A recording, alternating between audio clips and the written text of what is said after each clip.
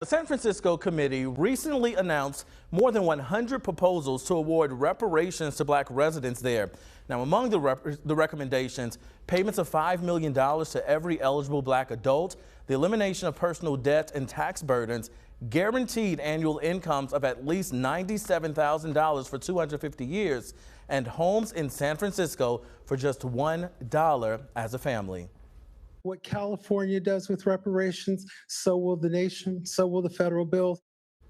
Now, the idea of reparations is gaining some national attention, including right here in Southwest Virginia. And joining us today to talk about the local conversation, we have Reverend Dr. Michael Neighbors, as well as members of the Roanoke Reparations Group, Reverend David Jones and Chuck Haidt. Thank you, gentlemen, for being here with us. All right, so let's start this conversation off this midday by just explaining what reparations is for our viewers who may not be familiar with it.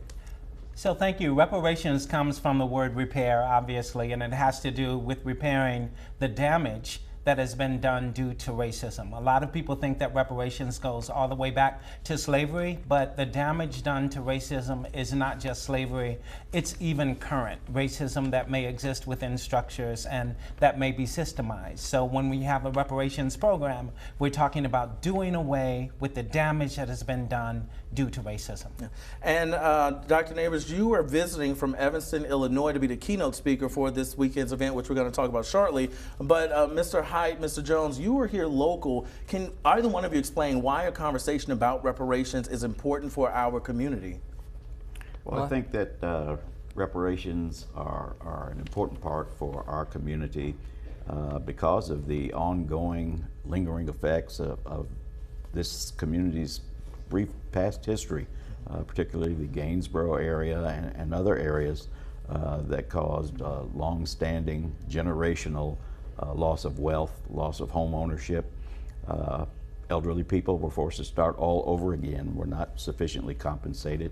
And so those are some of the things that can be addressed by the issue of reparations. Mr. Haidt, you have anything you want to add?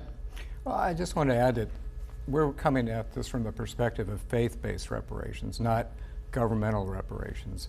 And we're approaching it from the point of view that what happened to the black community in this country was a series of thefts over many, many years.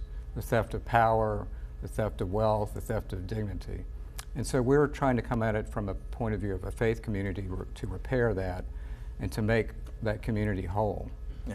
And on that topic there, you're having your first symposium tonight. Tell me a little bit about this for folks who want to attend.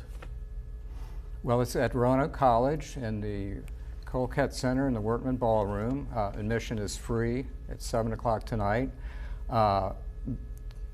Dr. Neighbors will be giving the keynote address, and then in the morning at 10 we'll have a panel discussion with some local community leaders about reparations. Okay, so an event tonight starting at 7 o'clock, and then tomorrow morning starting at 10 o'clock where there's going to be a panel discussion. And Dr. Neighbors, you're the keynote speaker tonight. What do you plan on speaking about? Well, I think in short, I will use a quote and to share that for me and the experience that I have from Evanston regarding reparations, a movement that started in 2019, that is the nation's first municipal reparations program up and running, that we may not have it all together, but together we have it all. And faith communities coming together can absolutely move mountains, but we can also redress the wrongs that have occurred due to racism historically and even currently today. Yeah, we do have to say this is being put on by the Roanoke Reparations Group here. And Mr. Haidt, Mr. Jones, for locals who may want to join this organization, where can they go to get more information? Well, we have a Facebook page, okay. Roanoke Reparations Group, so if you go there, there's information about our group, contact information, and we meet fairly regularly. We'd be glad to have people join us. All right. Well, gentlemen, thank you all so much for joining us again. The first event tonight at 7 o'clock at Roanoke College. Second event tomorrow morning at 10 a.m. also at Roanoke College. We'll have much more on this on our website, WFXRTV.com.